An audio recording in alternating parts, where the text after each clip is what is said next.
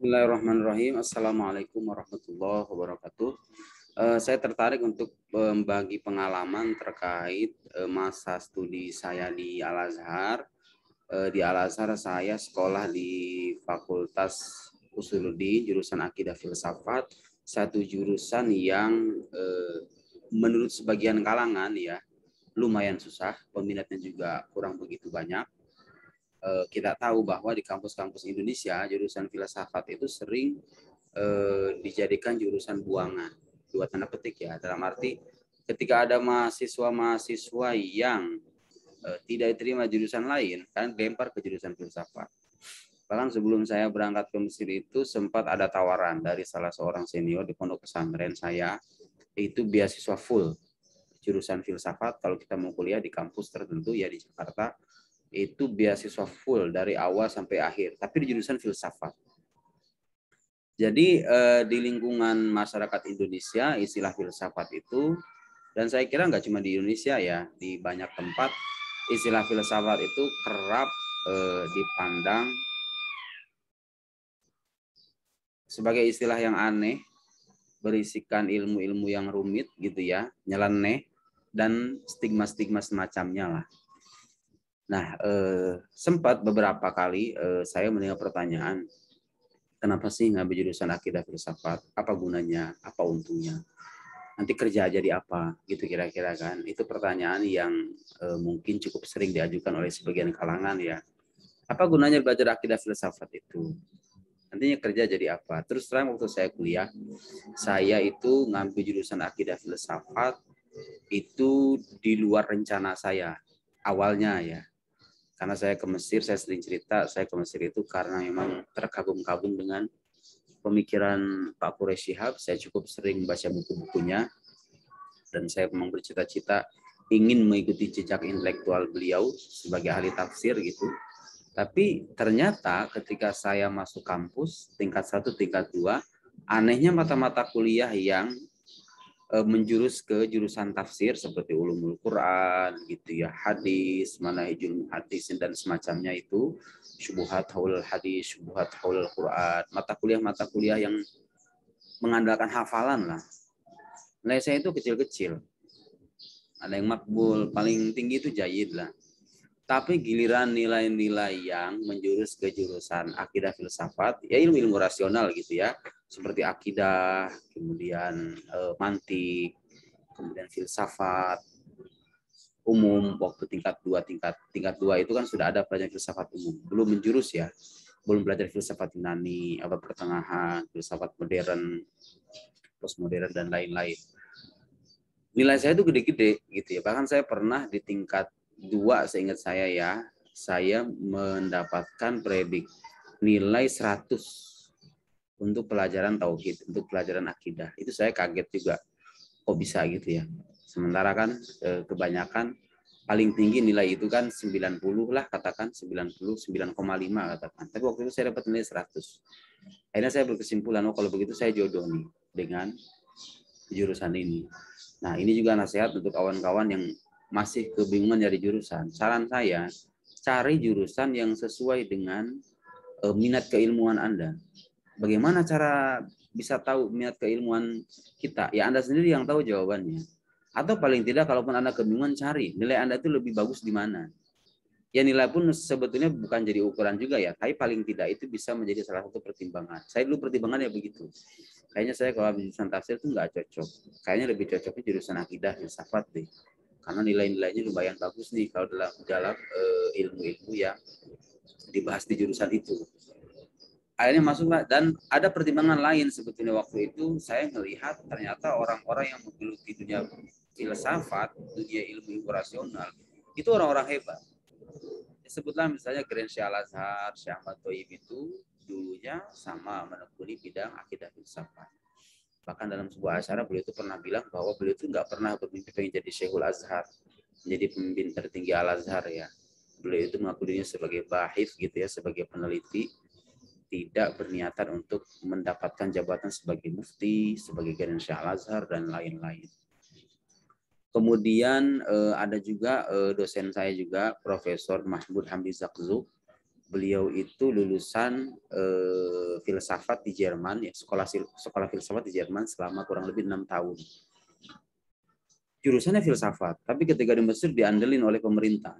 Jadi menteri wakaf selama 15 tahun tidak tergantikan dan menempati sekian banyak jabatan sentral, baik di Al-Azhar ataupun di luar Al-Azhar, ya, di dunia kampus ataupun di luar kampus, terutama di dunia pemerintahan. Kok bisa gitu ya? Itu pertanyaan saya. Kok bisa itu orang-orang hebat? Belum lagi dengan tokoh-tokoh intelektual seperti Ali Sami An-Nasyar gitu kan, Mustafa Abdul Razi, kemudian tokoh-tokoh filsafat terkemuka di Mesir lah, itu kan banyak. Abu Ibrahim Madkur gitu ya, yang waktu itu cukup dibaca secara luas karya-karyanya. Dan sarjana-sarjana yang lain. Akhirnya saya berkesimpulan bahwa ya ternyata filsafat itu tidak sesuram yang orang bayangkan gitu. Ada juga celah-celah di mana kita bisa mendapatkan ya mematangkan keilmuan kita dengan menekuni ilmu tersebut gitu. Itu bayangan saya waktu itu, dan saya nggak berpikir ketika lulus saya mau jadi kerja apa. Saya mau kerja apa, kerja di mana, penghasilan berapa. Saya nggak memikirkan itu terus terang. Karena saya yang pelajaran yang saya terima dari guru saya, yang dia belajar itu niatannya pertama-tama harus lurus. Belajar itu ya supaya kita menambah wawasan, tujuannya supaya bisa memperbaiki diri dan memperbaiki diri orang lain. Jadi untuk kemaslahatan diri sendiri dan demi kemaslahatan orang lain gitu ya, kita memberikan manfaat seluas-luasnya dengan apa yang kita miliki dan apa yang kita suka. Kebetulan waktu itu memang saya suka dan saya berharap bisa menjadi orang yang bermanfaat dengan apa yang saya tekuni ini, terlepas apapun penilaian orang gitu. Dan kebetulan waktu itu ibu saya juga tidak terlalu mempersoalkan, terserah kamu lah jurusan apa aja. Bahkan ibu saya nggak tahu filsafat itu apaan. Filsafat itu apa sih, ibu saya nggak tahu. Dan saya beruntung punya orang tua yang selalu memberikan kebebasan pilihan kepada anaknya ya. Dan saya dapat satu nasihat penting dari salah seorang yang saya kenal waktu itu. Nasihat dia begini, belajar itu belajar apa aja. Ngambil jurusan itu ngambil jurusan apa aja, terserah, bebas. Semuanya itu bermanfaat. Semuanya itu bisa berpotensi menghasilkan. Asalkan satu. Nasihat dia itu. Asalkan Anda suka dengan apa yang Anda tekuni itu. Mau jurusan syariah kek, mau jurusan apa aja. Kuliah itu di jurusan apa aja. Yang penting Anda suka dengan apa yang Anda geluti itu. Persoalan muncul kalau Anda kuliah sambil mendengarkan ocehan orang lain gitu. Ngapain jurusan itu, jurusan ini, bla bla bla bla bla. Lalu Anda memaksakan diri Anda menekuni bidang keilmuan yang tidak sesuai dengan minat Anda. Hanya karena Anda ingin mendengarkan omongan orang, kemudian Anda menekuni bidang keilmuan yang tidak Anda sukai itu, lama-kelamaan ya itu tidak menghasilkan apa-apa gitu loh. Kuliah itu hanya jadi sebagai jalan untuk menggugurkan kewajiban aja. Pada akhirnya ketika selesai kuliah, Anda bingung, saya harus kerja apa, di mana. Kenapa? Karena semasa kuliah Anda nggak punya orientasi yang jelas. Kuliah itu buat apa?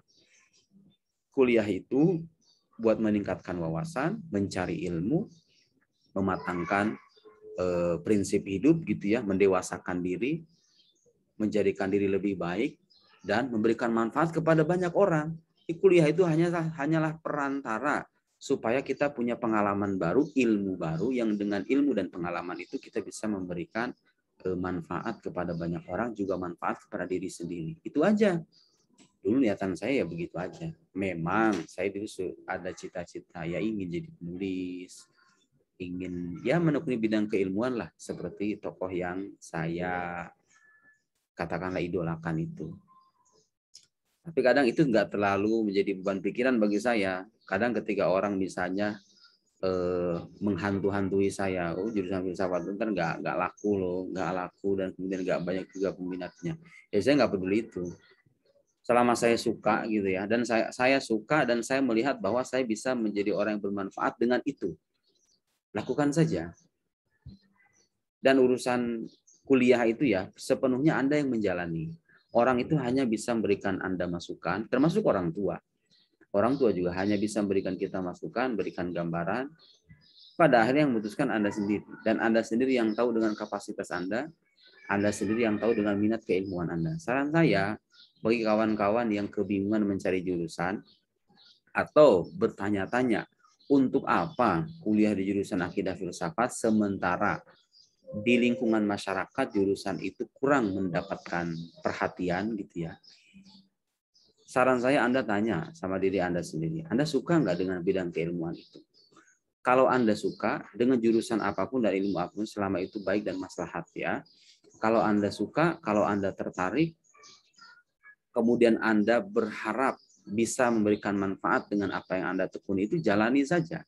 Pada akhirnya sesuatu yang ditekuni dengan rasa sukacita itu bisa menghasilkan. Sebaliknya, sesuatu yang ditekuni dengan perasaan terpaksa itu jarang membawa keberhasilan. Sekian, semoga ini bermanfaat. Wassalamualaikum warahmatullahi wabarakatuh.